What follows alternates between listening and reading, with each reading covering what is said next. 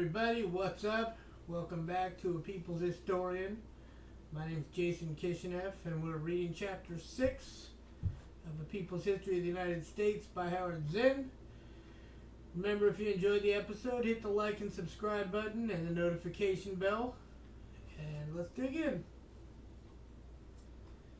Between the American Revolution and the Civil War, so many elements of American society were changing. The growth of population, the movement westward, the development of the factory system, expansion of political rights for white men, educational growth to match the new economic needs. That changes were bound to take place in the situation of women. In pre-industrial America, the practical need for women in a frontier society had produced some measure of equality.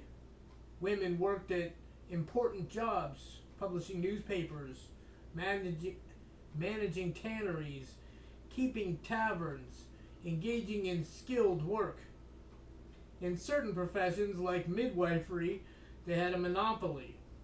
Nancy Cott tells of a grandmother, Martha Moore Ballard, on a farm in Maine in 1795, who baked and brewed, pickled and preserved, spun and sewed, made soap and dipped candles, and who in 25 years as a midwife delivered more than 1,000 babies. Since education took place inside the family, women had a special role there. There was complex movement in different directions. Now women were being pulled out of the house and into industrial life, while at the same time there was pressure for women to stay home where they were more easily controlled. The outside world breaking into the solid cubicle of the home created fears and tensions in the dominant male world and brought forth ideological controls to replace the loosening family controls. The idea of the woman's place, promulgated by men, was accepted by many women. As the economy developed, men dominated as mechanics and tradesmen, and aggressiveness became more and more defined as a male trait. Women, perhaps precisely because more of them were moving into the dangerous world outside, were told to be passive. Clothing styles developed for the rich and middle class, of course, but as always, there was the imitation of style even for the poor, in which the weight of women's clothes, corsets, and petticoats emphasized female separation from the world of activity. It became important to develop a set of ideas taught in church, in school, and in the family, to keep women in their place, even as that place became more and more unsettled. Barbara Welter has shown how powerful was the cult of true womanhood in the years after 1820. The woman was expected to be pious. A man writing in the Ladies' Repository, "Religion is exactly what a woman needs, for it gives her that dignity that best suits her dependence."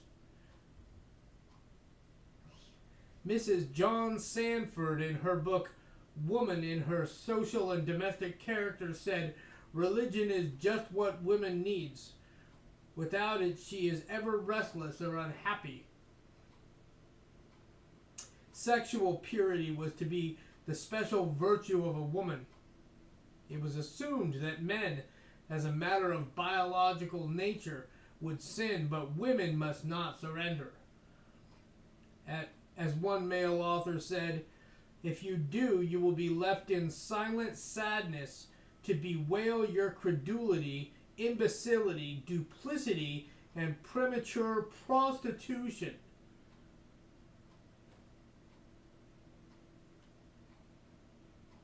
A woman wrote that females would get into trouble if they were high-spirited, not prudent. The role began early, with adolescence. Obedience prepared the girl for submission to the proper mate. to the first proper mate. Barbara Welter describes this. The assumption is twofold. The American female was supposed to be so infinitely lovable and provocative that a healthy male could barely control himself when in the same room with her. And the same girl, as she comes out of the cocoon of her family's protectiveness, is so palpitating with undirected affection, so filled to the brim with tender feelings, that she fixes her love on the first person she sees. She awakes from the midsummer night's dream of adolescence, and it is the responsibility of her family and society to see that her eyes fall on a suitable match, and not some clown with the head of an ass. They do their part by such restrictive measures as segregated by sex or class, dancing classes, schools, dancing classes, travel, and other external controls. She is required to exert the inner control of obedience. The combination forms a kind of societal chastity belt, which is not unlocked until the marriage partner has arrived and adolescence is formally over. When Amelia Bloomer in 1851 suggested in her feminist publication that women wear a kind of short skirt and pants to free themselves from the encumbrances of traditional dress, this was attacked in the popular women's literature.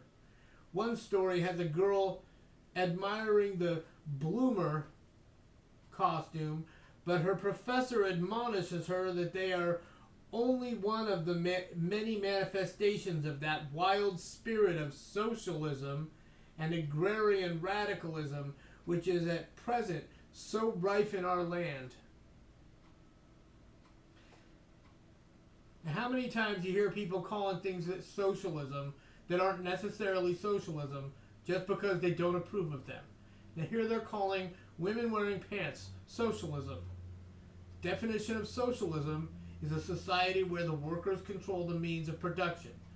What the hell does women wearing pants have to do with socialism? In the Young Lady's Book of 1830, in whatever situation of life a woman is placed from her cradle to her grave, a spirit of obedience and submission, pliability of temper, and humility of mind are required from her.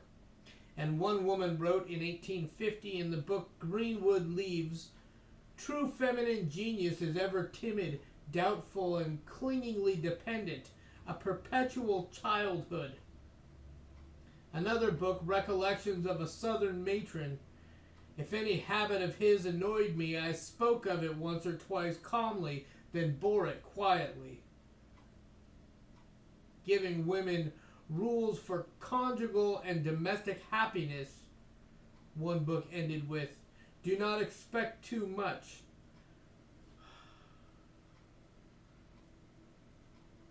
I feel like I should apologize to all the women out there for my sex. I'm sorry. I didn't write the book, though. I am a man, but I didn't write the book. The woman's job was to keep the home cheerful, maintain religion, be nurse, cook, cleaner, seamstress, flower arranger. A woman shouldn't read too much, and certain books should be avoided. When Harriet Martineau, a reformer of the 1830s, wrote Society in America, one reviewer suggested it be kept away from women. Such reading will unsettle them for their true station and pursuits, and they will throw the world back again into confusion.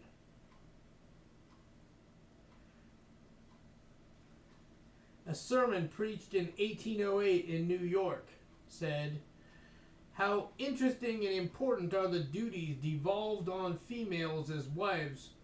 The counselor and friend of the husband who makes it her daily study to lighten his cares, to soothe his sorrows, and to augment his joys, who, like a guardian angel, watches over his interests, warns him against dangers, comforts him under trials, and by her pious, assiduous, and attractive deportment constantly endeavors to render him more virtuous, more useful, more honorable, and more happy. Servitude. I'm sorry. Women were also urged, especially since they had the job of educating children, to be patriotic. One woman's magazine offered a prize to the woman who wrote the best essay on how may an American woman best show her patriotism. It was in the 1820s and 1830s, Nancy Cott tells us, that there was an outpouring of novels, poems, essays, sermons, and manuals on the family, children, and women's role. The world outside was becoming harder, more commercial, more demanding. In a sense, the home carried a longing for some utopian past, some refuge from immediacy.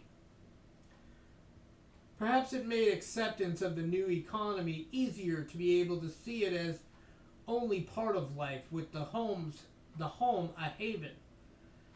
In 1819, one pious wife wrote, "The air of the world is poisonous. You must carry an antidote with you, or the infection will prove fatal." All this was not, as Cott points out, to challenge the world of commerce, industry, competition, capitalism, but to make it more palatable. The cult of domesticity for the woman was a way of pacifying her with the doctrine of separate but equal, giving her work equally as important as the man's, but separate and different. Inside that equality, there was the fact that the woman did not choose her mate, and once her marriage took place, her life was determined. One girl wrote in 1791, "The die is about to be cast which will probably determine the future happiness or misery of my life. I have always anticipated the event with a degree of solemnity almost equal to that which will terminate my present existence." Marriage enchained, and children doubled the chains. One woman writing in 1813, "The idea of soon giving birth to my third child and the consequent duties I shall be called to discharge distresses me so I feel as if I should sink." This despondency was lightened by the thought that something important was given the woman to do, to impart to her children the moral values of self-restraint and advancement through individual excellence rather than common action. The new ideology worked. It helped to produce the stability needed by a growing economy, but its very existence showed that other currents were at work, not easily contained. And giving the woman her sphere created the possibility that she might use that space, that time, to prepare for another kind of life. The cult of true womanhood could not completely erase what was visible as evidence of women's subordinate status. She could not vote, could not own property. When she did work, her wages were 1/4 to 1/2 what men earned in the same job. Women were excluded from the professions of law and medicine, from colleges, from the ministry. Putting all women into the same category, giving them all the same domestic sphere to cultivate, created a classification by sex which blurred the lines of class, as Nancy Cott points out. However, forces were at work to keep raising the issue of class. Samuel Slater had introduced industrial spinning machinery in New England in 1789, and now there was a demand for young girls, literally spinsters, to work the spinning machinery in factories.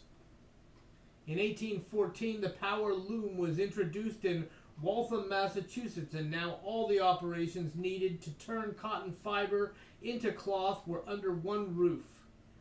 The new textile factories swiftly multiplied, with women 80 to 90% of their operatives. Most of these women between 15 and 30.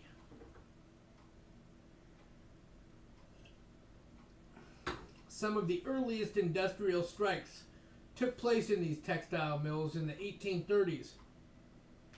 Eleanor Flexner gives figures that suggest why. Women's daily average earnings in 1836 were less than 37.5 cents, and thousands earned 25 cents a day, working 12 to 16 hours a day.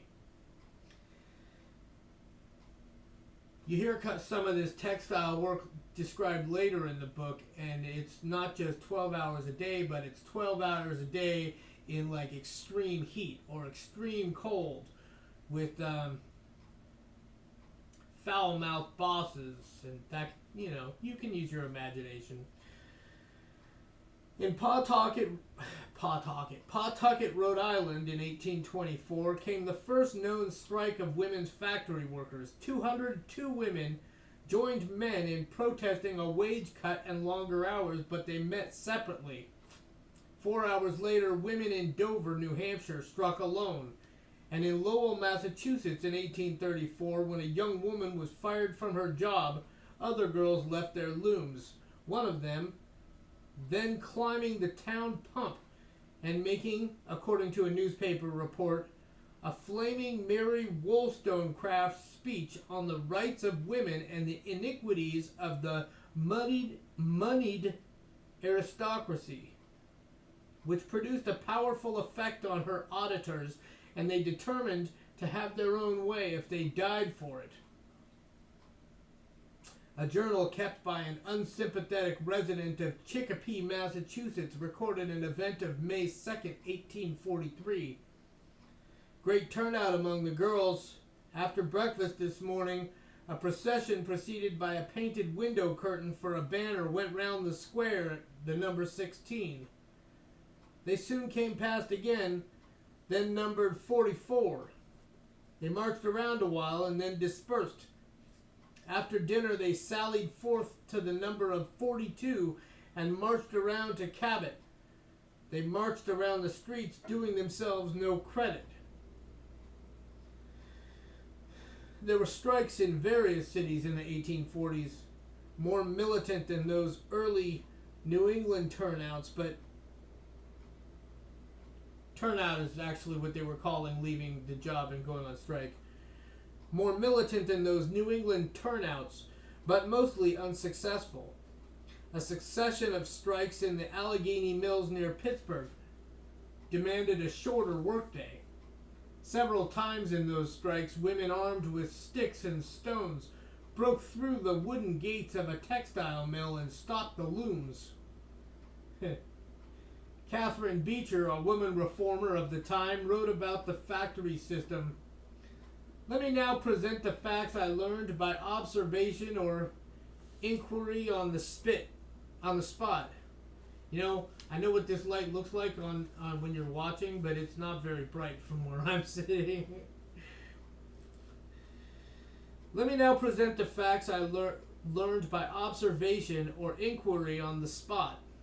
I was there in midwinter, and every morning I was awakened at 5 by the bells calling to labor. The time allowed for dressing and breakfast was so short, as many told me, that both were performed hurriedly, and then the work at the mill was begun by lamplight and prosecuted without remission till 12, and chiefly in a standing position. Then half an hour only allowed for dinner, from which the time for going and returning was deducted. Then back to the mills to work till 7 o'clock. It must be remembered that all the hours of labor are spent in rooms where oil lamps, together with from 40 to 80 persons, are exhausting the healthful principle of the air, and where the air is loaded with particles of cotton thrown from thousands of cards, spindles, and looms. And the life of upper-class women? Frances Trollope, an English woman, in her book Domestic Manners of the Americans, wrote, "Let me be permitted to describe the day of a Philadelphian lady of the first class. This lady shall be the wife of a senator and a lawyer in the highest repute in practice. She rises, and her first hour is spent in the scrupulously nice arrangement of her dress. She descends to her parlor, neat, stiff, and silent. Her breakfast is brought in by her free black footman. She eats her fried ham and her salt fish, and drinks her coffee in silence while her husband reads one newspaper and puts another under his elbow. And then perhaps she washes the cups and saucers. Her carriage is ordered at 11. Till that hour she is employed in the pastry room, her snow-white apron protecting her mouse-colored silk. What is mouse-colored? Brown? 20 minutes before her carriage should appear, she retires to her chamber, as she calls it, shakes and folds up her still snow-white apron, smooths her rich dress, and sets on her elegant bonnet, then walks downstairs just at the moment that her free black coachman announces to her free black footman that the carriage waits. She steps into it and gives the word, "Drive to the Dorcas Society."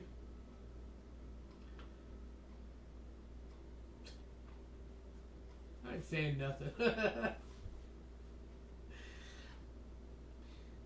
At Lowell, a female labor reform association put out a series of factory tracts. The first was entitled "Factory Life as It Is by an Operative," and spoke of the textile mill women as nothing more nor less than slaves in every sense of the word.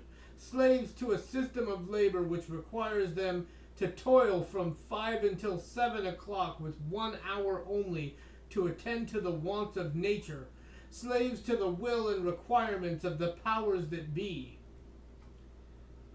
In 1845, the New York Sun carried this item: "Mass meeting of young women. We are requested to call the attention of the young women of the city engaged in industrious pursuits to the call for a mass meeting in the park this afternoon at 4 o'clock. We are also requested to appeal to the gallantry of the men of this city and respectfully ask them not to be present at this meeting, as those for whose benefit it is called prefer to deliberate by themselves." Around that time, the New York Herald carried a story about 700 females, generally of the most interesting state and appearance, meeting in their endeavor to remedy the wrongs and oppressions under which they labor. The Herald editorialized about such meetings: "We very much doubt whether it will terminate in much good to female labor of any description. All combinations end in nothing." The title of Nancy Cott's book, "The Bonds of Womanhood," reflects her double view of what was happening to women in the early 19th century. They were trapped in the bonds of the new ideology of women's sphere in the home, and when forced out to work in factories or even in middle-class professions, found another kind of bondage. On the other hand, these conditions created a common consciousness of their situation and forged bonds of solidarity among them. Middle-class women, barred from higher education, began to monopolize the profession of primary school teaching. As teachers, they read more, communicated more, and education itself became subversive of old ways of thinking. They began to write for magazines and newspapers and started some ladies' publications.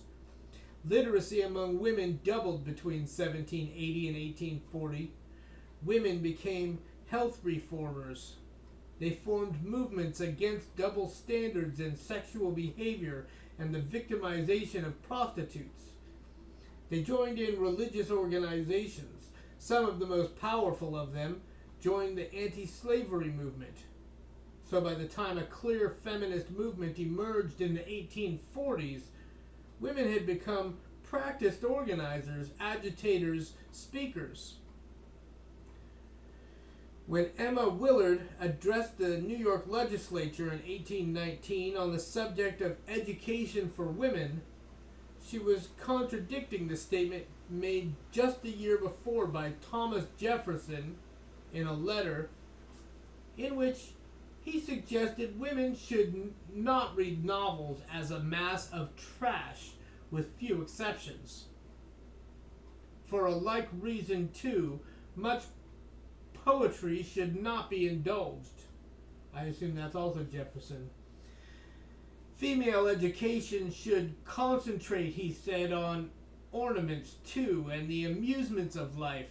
These for a female are dancing, drawing, and music.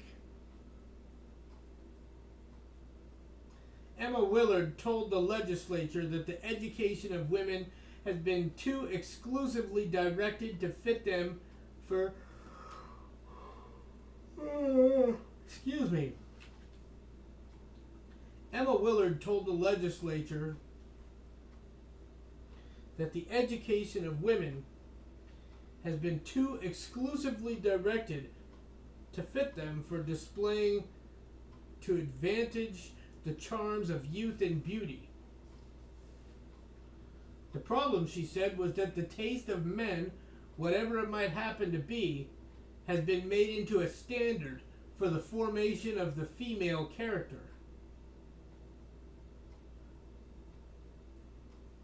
Reason and religion teach us, she said, that we too are primary existences, not the satellites of men. In 1821, Willard founded the Troy Female Seminary, the first recognized institution for the education of girls. She wrote later of how she upset people by teaching her students about the human body. Mothers visiting a class at the seminary in the early 30s were so shocked at the sight of a pupil drawing a heart, arteries, and veins on a blackboard to explain the circulation of the blood that they left the room in shame and dismay. To preserve the modesty of the girls and spare them too frequent agitation, heavy paper was pasted over the pages in their textbooks which depicted the human body. Women struggled to enter the all-male professional schools. Dr. Harriet Hunt, a woman physician who began to practice in 1835, was twice refused admission to Harvard Medical School. But she carried on her practice, mostly among women and children. She believed strongly in diet, exercise, hygiene, and mental health. She organized a Ladies' Physiological Society in 1843, where she gave monthly talks. She remained single, defying convention here too. Elizabeth Blackwell got her medical degree in 1849, having overcome many rebuffs before being admitted to Geneva College. She then set up the New York Dispensary for Poor Women and Children to give to poor women an opportunity of consulting physicians of their own sex. In her first annual report, she wrote, "My first medical consultation was a curious experience. In a severe case of pneumonia in an elderly lady, I called in consultation a kind-hearted physician of high standing. This gentleman, after seeing the patient, went with me into the parlor. There he began to walk about the room in some agitation, exclaiming, 'A most extraordinary case. Such a one never happened to me before. I really do not know what to do.' I listened in surprise and much perplexity, as it was a clear case of pneumonia and of no unusual degree of danger, until at last I discovered that his perplexity related to me, not to the patient, and to the propriety of consulting with a lady physician."